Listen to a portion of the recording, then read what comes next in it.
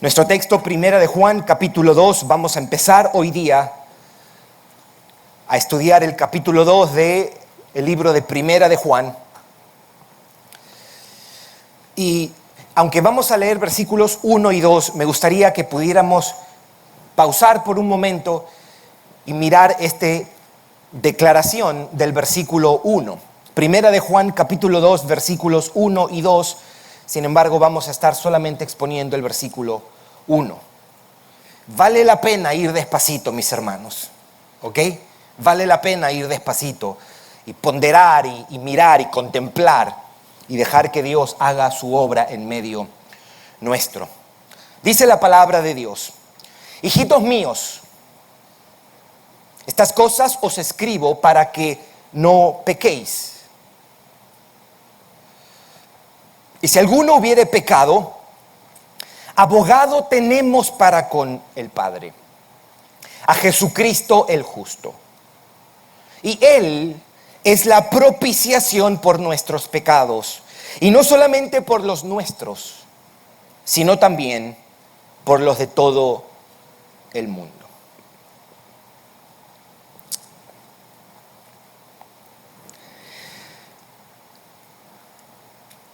Digamos que estás en una reunión, en la casa de amigos no cristianos. Están en la mesa y ya terminan de comer, están tranquilos, contentos, y de pronto surge un tema en el que todos tus amigos intervienen y tú quieres aportar a la conversación y dar tu opinión. Y tú dices lo siguiente: el problema es el pecado que hay en el mundo. Todos somos pecadores. Eso es lo que tú dices. De pronto un silencio, ¿no? Y algunos piensan que eres imprudente. Otros te miran como diciendo: ¿por qué tú otra vez? Y los demás se miran entre sí como diciendo: ya empezó otra vez. ¿Familiar para algunos? Okay. El ambiente es tenso porque sabes que has dicho algo cierto, pero es extraño e incómodo para tus amigos. Y la razón por la que no les gusta a ellos hablar de eso es porque en su visión de la realidad, esto del pecado no es algo en que ellos creen. Y en el mejor de los casos, aunque no lo niegan, no creen que sea un gran problema. G.K. Chesterton decía que el pecado es el hecho más concreto en el mundo, sin embargo, los hombres deciden diluirlo o negarlo. El problema de tus amigos es pensar que el pecado no es un gran problema. El problema del mundo es no creer que el pecado es un gran problema. Y usted sabe que la visión bíblica nos apunta en otra dirección. El pecado, podemos decir, no solo es un problema. El pecado es el gran problema del hombre. El pecado es el problema. Y hoy es importante, mis hermanos, señalarlo. La manera como hay veces hablamos de esto es muy casual e indirecta. A la sociedad occidental no le gusta usar las categorías de iniquidad, impiedad y pecado. Los hombres de hoy no están cómodos con esta forma de explicar nuestra humanidad y nuestra conducta. La gente moderna no acepta la realidad del pecado y tampoco está de acuerdo con señalarlo como el verdadero problema del mundo. Y es por eso, porque no lo pueden negar, o sea, nadie puede negar que hay un problema en este mundo. Cuando tienen que explicar lo que está mal en la sociedad, usan categorías muy ligeras. El hombre usa conceptos como para darle sentido a todo esto y ellos se quedan cortos. Y esta forma de explicar que tienen los hombres acerca de esto que llamamos pecado son categorías que nosotros no deberíamos usar, por ejemplo. A veces se habla, por ejemplo, de que no somos perfectos. We're not perfect. Hasta Hannah Montana tenía una canción. Nobody's perfect. Nadie es perfecto. Pero ser pecador es mucho más que imperfección, ¿verdad? También se habla de errores, por ejemplo. Mistakes. Dicen, ¿quién no comete errores? O, we all make mistakes. Todos cometemos errores. Un error no lo comete, o más bien lo comete cualquiera, sí, pero 1,000, 2,000, 3,000, 4,000. Y ciertamente decimos, el pecado nos lleva a cometer errores, pero el pecado es mucho más que cometer errores. Y ser pecador implica más que ser alguien quien se equivoca. Hoy también es común hablar de traumas. O hablar de facing my demons. Batallar o enfrentar mis demonios. Y se habla así como una forma de victimizarnos o de justificar ciertas actitudes y conductas. Y todas estas son maneras de explicar que algo está mal, pero ninguna da en el clavo. Todas fallan. Todas fallan. Mientras esquivemos el hecho de que somos pecadores, nunca lidiaremos correctamente con el problema. En la medida que usemos categorías como defectos o imperfección o traumas o errores, nosotros estamos esquivando lo que es evidente. Estamos esquivando la condenable y destructiva realidad del pecado.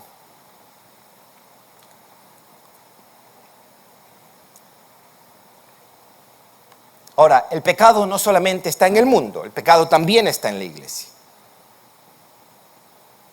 Por eso los creyentes debemos estar claros y persuadidos de lo que nosotros tenemos en Cristo. Nosotros debemos conocer bien la provisión de Dios para el problema del pecado. El cristiano no está llamado a ser un erudito y un intelectual, pero está llamado a estar familiarizado y conocer lo que la Biblia dice acerca del pecado. Y aquí en este pasaje tenemos la provisión de Dios para nuestros pecados. En estos dos versículos, Jesús, más bien Juan, nos presenta a Cristo como aquel que el Padre ha provisto para ayudarnos. En el verso 1 dice que Cristo es abogado y en el verso 2 dice que Cristo es la propiciación por nuestros pecados. Hoy día vamos a mirar el primero, la semana que viene miramos el segundo. ¿Qué significa decir que Cristo es nuestro abogado? ¿Qué significa decir que Cristo es mi abogado? Vamos a mirar primero el texto. Vamos a mirar a qué se refiere o por qué dice Juan: hijitos míos, os escribo estas cosas para que no pequéis. Primera parte. Segunda parte: y si hubieres pecado, o si hubiere pecado, abogado tenemos para con el Padre, a Jesucristo el justo. Vamos a empezar con esta primera parte. Dice el texto: hijitos míos, estas cosas os escribo para que no pequéis. Ahora, pudiéramos decir que un propósito general con toda la carta que el autor tiene es que los creyentes no pequen, sino que caminen en santidad. Si usted es creyente, como Dios es luz, usted y yo tenemos que caminar en luz, tenemos que caminar en obediencia, en justicia, en santidad. Pero él también dice esto de: hijitos míos, os escribo estas cosas para que no pequéis, porque las cosas que él ha dicho en el capítulo 1 o en la última parte del capítulo 1 pueden ser mal interpretadas. Las verdades que él acaba de escribir en los versículos 10, 9, 8, 7 y lo que está a punto de escribir, versículo 1 y 2, puede llevar a sus oyentes a sacar conclusiones equivocadas, y por eso les dice: hijitos míos, os escribo estas cosas para que no pequéis. ¿Qué ha dicho él?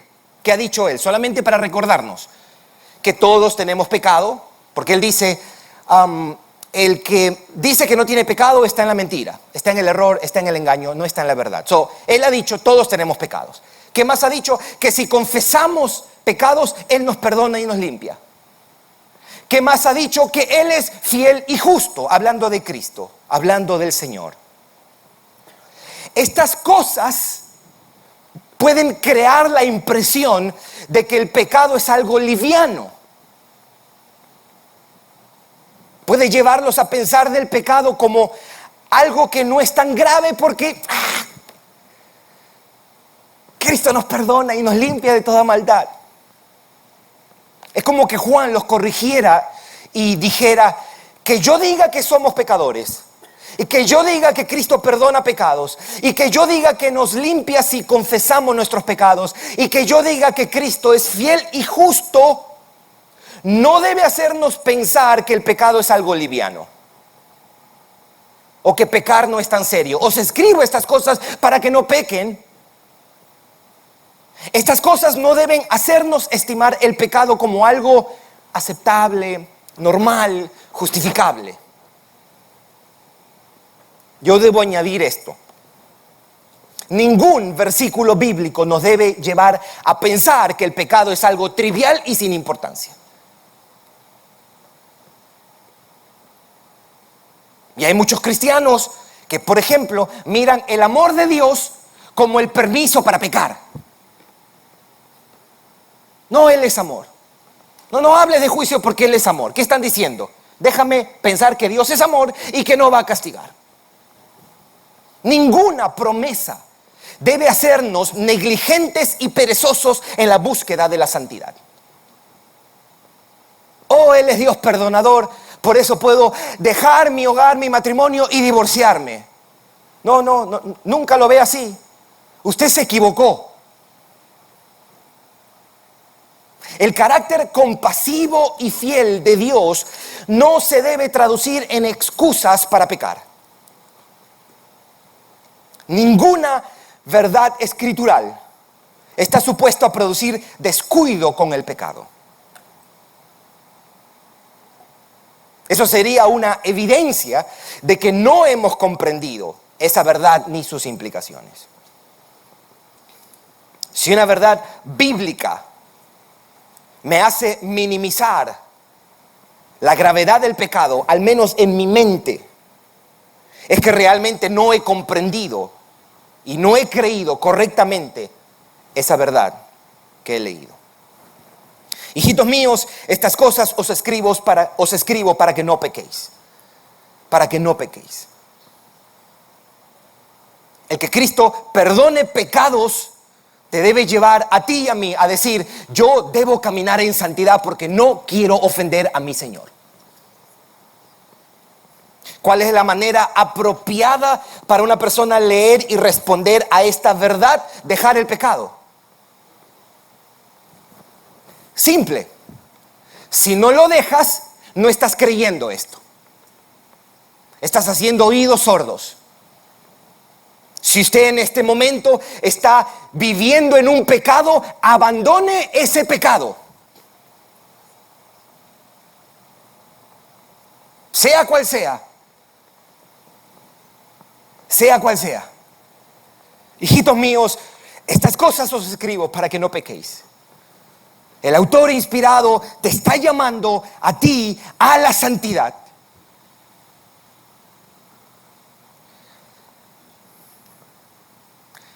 Pero lo cierto es que vamos a pecar. ¿Verdad? Lo cierto es que vamos a pecar. Y él dice, la segunda parte del versículo 1. Y si alguno hubiere pecado, abogado tenemos para con el Padre, a Jesucristo el justo. Lamentablemente, en muchas ocasiones, para nuestra miseria, vamos a ceder a la tentación y pecaremos. Los creyentes que hemos sido perdonados de todos nuestros pecados y hemos sido limpiados de toda nuestra maldad, ahora somos llamados hijos de Dios. Nosotros también pecamos. Nosotros también pecamos y estas palabras están dirigidas para nosotros. ¿Qué significa que Cristo es nuestro abogado? ¿Y por qué dice a Jesucristo el justo? De todas las cosas, note esto. De todas las cosas que Juan pudo haber dicho a esto de, y si hubieras pecado en blanco, y si hubieras pecado en blanco, él decide decir esto. Abogado tenemos para con el Padre y él es la propiciación de nuestros pecados. Ahora, eso es importante. Es importante para mí. ¿Sabe por qué? Porque lamentablemente yo peco y yo necesito saber qué es lo que Dios me dice si hubiere pecado. Y él sale con esto. Abogado tenemos para con el Padre. Es más, si usted recordará cuando estudiamos el discurso del aposento alto, cuando Jesús dice, yo les voy a enviar el ayudador, the helper, o el consolador, hay algunas traducciones, el intercesor. Jesús usa la misma palabra que Juan utiliza aquí para describir a Jesucristo, el abogado.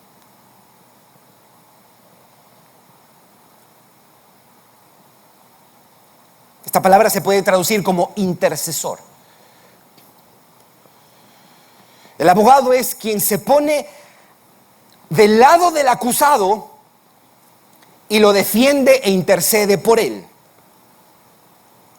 Cristo es quien se pone al lado del creyente para defender e interceder a favor de él. ¿Cómo lo hace eso? Fíjese o mire la foto, porque el texto nos da para esto. Imagínate en una corte. No sé si alguno de ustedes ha estado aquí en una corte. Juez, acusado, acusador y abogado defensor. ¿Cómo es que hace esto Cristo? Así como un abogado presenta evidencias y argumentos en favor de su defendido, Cristo presenta las evidencias y los argumentos en favor del creyente cuando peca.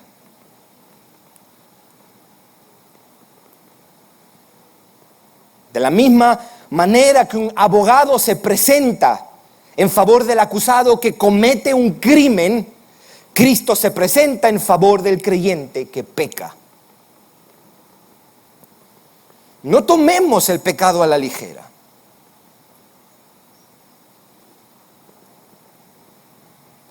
¿Qué significa que Cristo es nuestro abogado? Porque de aquí para adelante usted y yo vamos a pecar. Y que Dios nos guarde de tener una actitud superficial contra el pecado. Que Dios nos guarde de eso. una actitud ligera. Y si hay algo que caracteriza a esta generación de cristianos es la ligereza con la que se trata el pecado.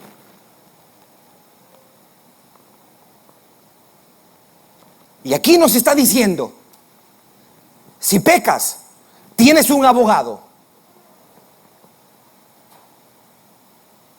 La respuesta o la reacción no debería ser, ok, eso ya se solucionó. Esa no es la manera como respondemos. Esa no es la manera como respondemos. ¿Qué significa? Significa que Cristo se presenta como un abogado, se presenta e intercede en favor del creyente. Esto es glorioso. Esto es glorioso porque usted constantemente está pecando, yo constantemente estoy pecando. Y aquí lo llaman a él el abogado. Él presenta las evidencias y los argumentos para defender a su cliente o acusado. Como abogado, él presenta la evidencia de que ya se ha cumplido todo lo que se requiere del pecador para perdonarlo, para limpiarlo y para estar en una correcta relación con Dios y ser llamado hijo de Dios. En realidad deberíamos decir, Cristo mismo se presenta como la evidencia de que ya se ha cumplido todo lo que se exige de nosotros.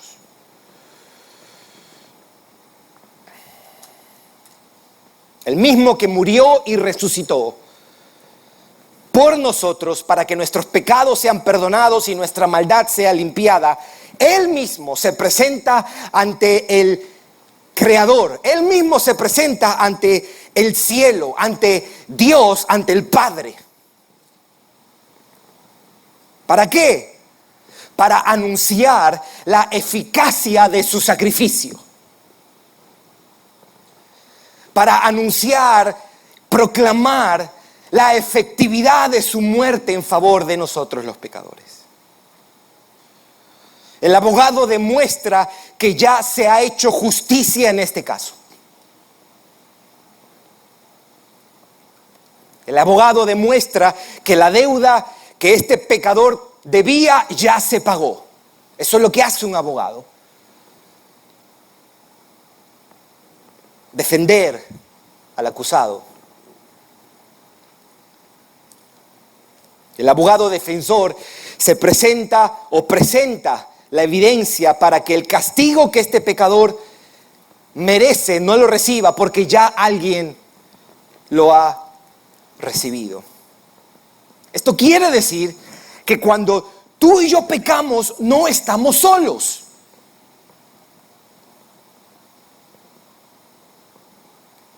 Note la manera de pensar tan distinta. Pequé, ahora me tengo que ganar otra vez la aprobación de Dios. Del otro lado es, pequé, pero tengo un abogado que me defiende, que intercede por mí.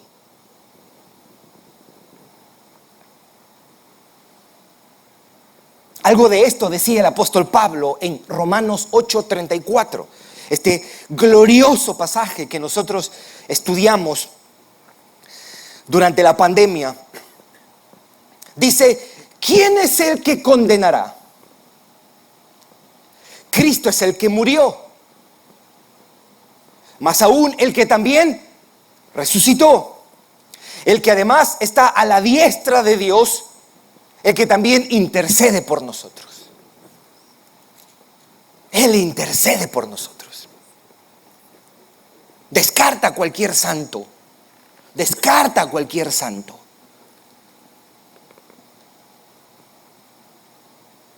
La Virgen María no puede interceder por ti. Ningún santo puede interceder por ti. Jesucristo, en su condición de Dios hombre, es el único capaz de pararse delante del trono de Dios y que la santidad de Dios no lo consuma. Y es el único que puede decir, hey, ya lo que ese pecador Gerson Morey necesitaba pagar ya está pagado. No lo matemos, ya murió alguien por él. Vamos en defensa de él.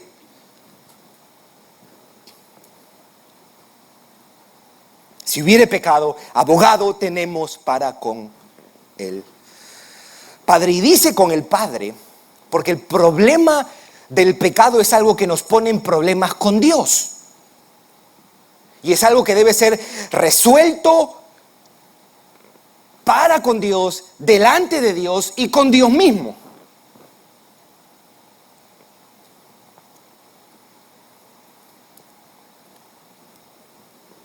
Este es el problema.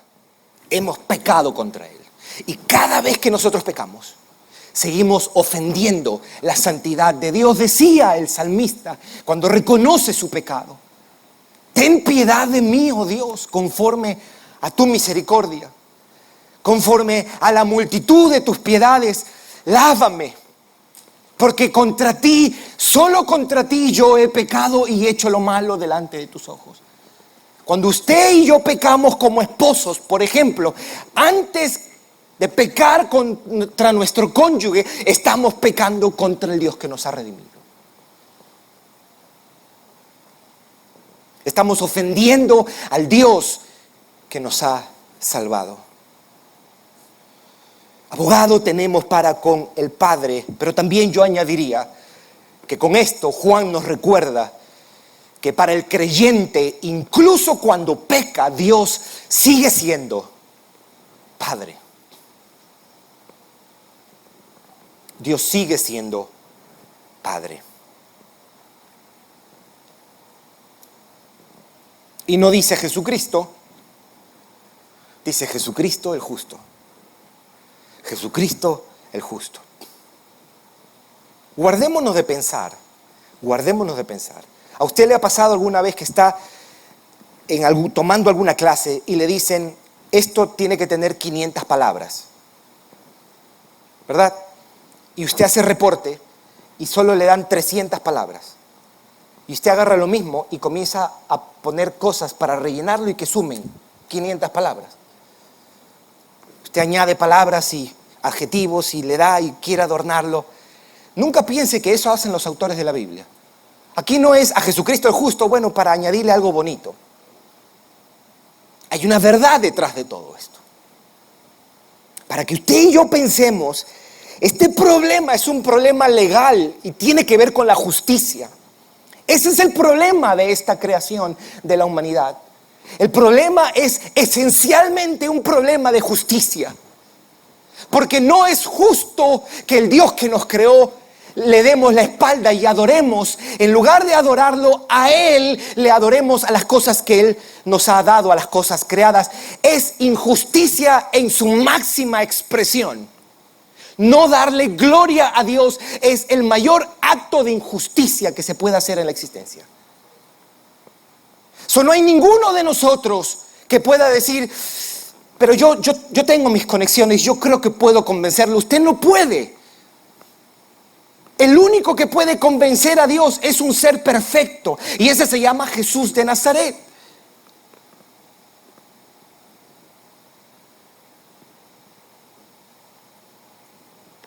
Nunca se piense como yo soy un hijo preferido de Dios. Preferido. Usted está perdido si usted está pensando eso. Preferido, hay uno solo, se llama Jesucristo de Nazaret.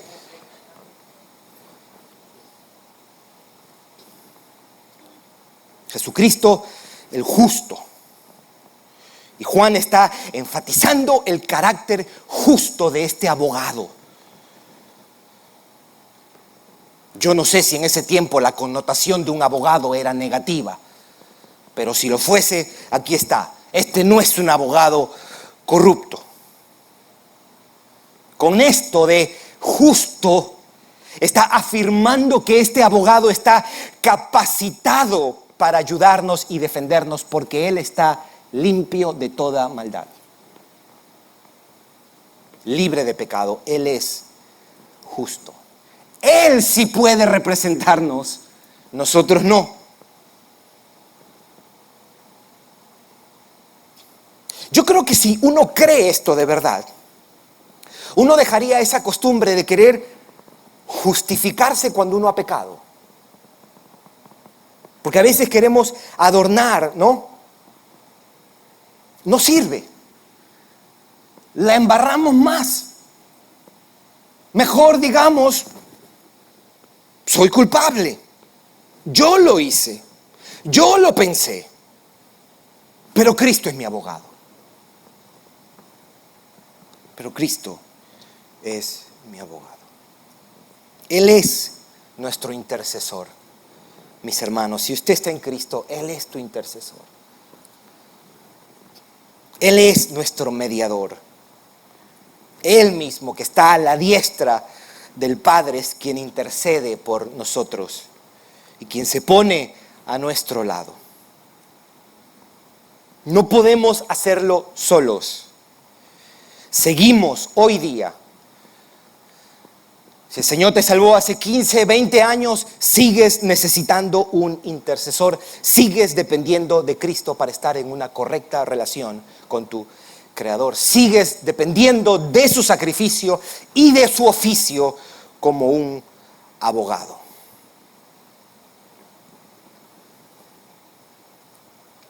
Quiero cerrar con unas palabras de aplicación.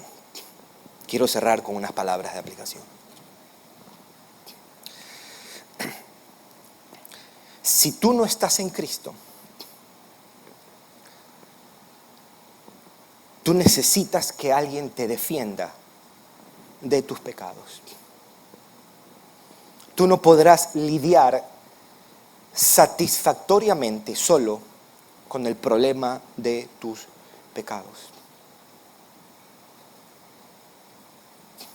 Si Cristo, amigo, no es tu abogado, Él solo será tu juez.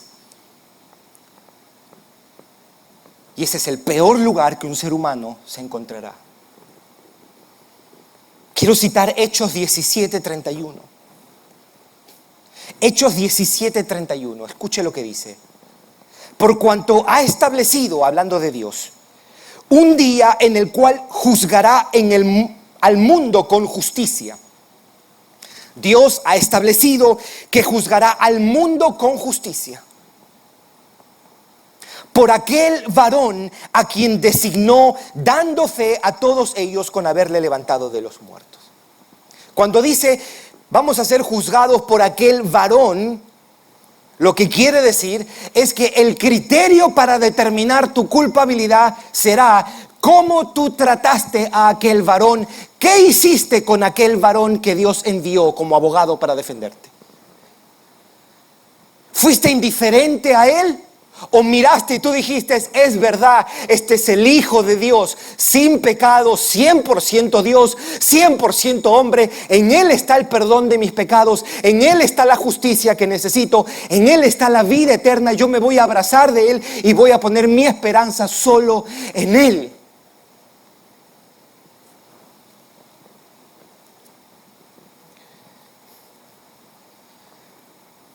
Cristo es un abogado compasivo y misericordioso.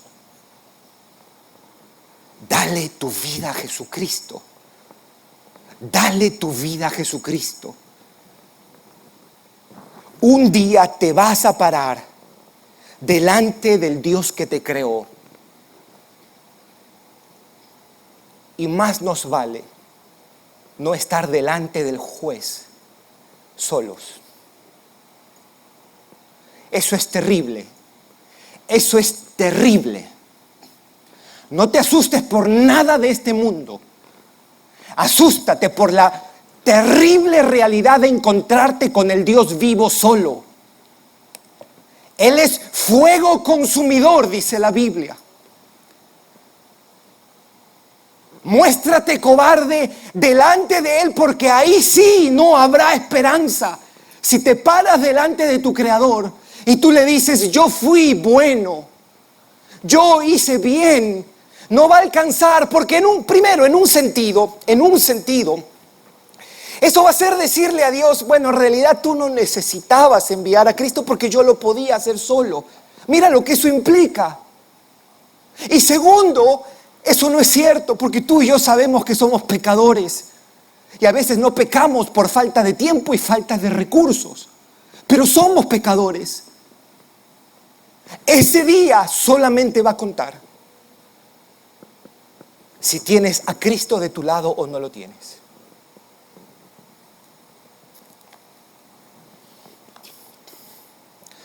Para nosotros, que hemos sido salvados por el Señor, estas palabras: hijitos míos, os escribo esto para que no pequéis, y si hubiere pecado, abogado tenemos para con el Padre, a Jesucristo el justo. Esto nos ayuda a pensar en nuestra redención en términos personales. Cristo es sacrificio por los pecados, Cristo es propiciación por los pecados, y lo vamos a ver la semana que viene, pero también es abogado, es defensor, es intercesor. No solo tenemos redención, tenemos un redentor. No solo tenemos salvación, tenemos un salvador. Esto también nos dice que cuando peco, la primera realidad con la que debo encontrarme es Cristo. El primer pensamiento que debo atraer a mi mente es el de nuestro Señor. Al primer lugar al que debo acudir es a Él. La primera imagen que debe dominarme es la del Salvador. Al pecar, este texto nos está apuntando a eso. Si hubiere pecado, abogado tenemos para con el Padre, Jesucristo el justo. Al pecar me está enseñando Juan que nuestra mirada debe ser dirigida inmediatamente hacia el Señor. Nuestra meditación debe ser llevada a Cristo.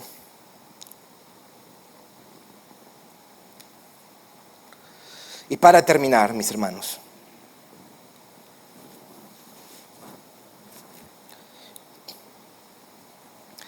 estas palabras están dirigidas a los creyentes, a los que pecan, y será de ánimo y consuelo para los que se frustran, amargan y decepcionan con ellos mismos cuando pecan. Esto sirve de ánimo para los que se entristecen y lloran por haberle fallado al Señor. Que Cristo sea abogado para con el Padre es sanidad para la conciencia herida por el pecado.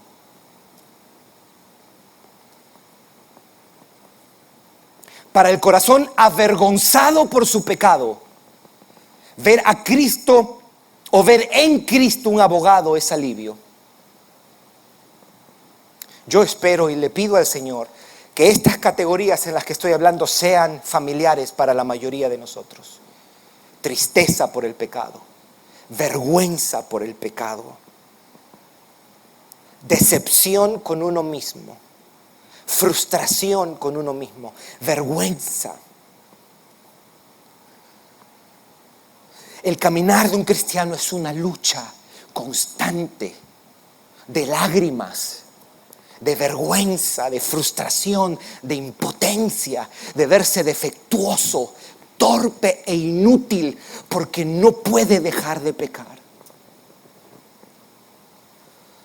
Y uno dice: Señor, vengo a ti, ayúdame con esto, perdóname. Y uno siente el alivio, y uno siente la fortaleza. Pasan 3 meses y uno siente que ha ganado eso, y viene y otra vez pecamos. Y se entristece el alma, y se decepciona y se frustra con uno mismo, y nos damos hasta asco y bronca con nosotros mismos. Porque tú dices: pero esto es más fuerte que yo. Y decimos: ¿hasta cuándo voy a pensar así? ¿Hasta cuándo voy a actuar así? ¿Hasta cuándo voy a reaccionar de esa manera? Es para ellos esto. Abogado tenemos para con el Padre. Abogado tenemos para con el Padre, para el creyente que reconoce lo defectuoso e inútil que es para resistir su pecado. Cristo es su consuelo y ánimo. Para el corazón lleno de amargura por el pecado, ver a Cristo como abogado es una dulce esperanza. No hay atajos. No hay atajos. Usted quiere probar lo dulce que es Cristo, usted va a probar lo amargo que es el pecado. Sin lágrimas por el pecado no hay esto. Es aquel que sabe que está en olla y que está delante de un juez y que ha cometido los pecados por los que se le acusan, para él saber que tiene un abogado y que ya pagó todo. Para él es esperanza esto. Para el alma llena de frustración e impotencia al ceder a la tentación, saber que Cristo es nuestro abogado es una consoladora verdad. Y lo más increíble de esto,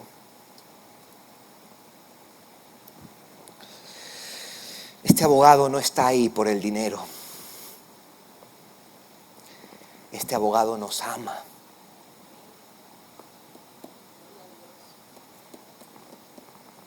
Este abogado dio su vida por nosotros. Este abogado está con nosotros. Él intercede por nosotros. No intercedas por ti y trata de presentar una mejor imagen tuya. No. Mejor abraza y confía. Yo tengo a alguien que intercede por mí.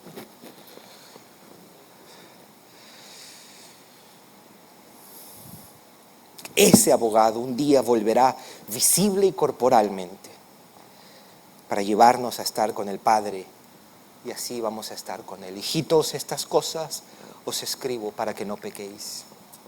Y si hubieres pecado, abogado tenemos para con el Padre.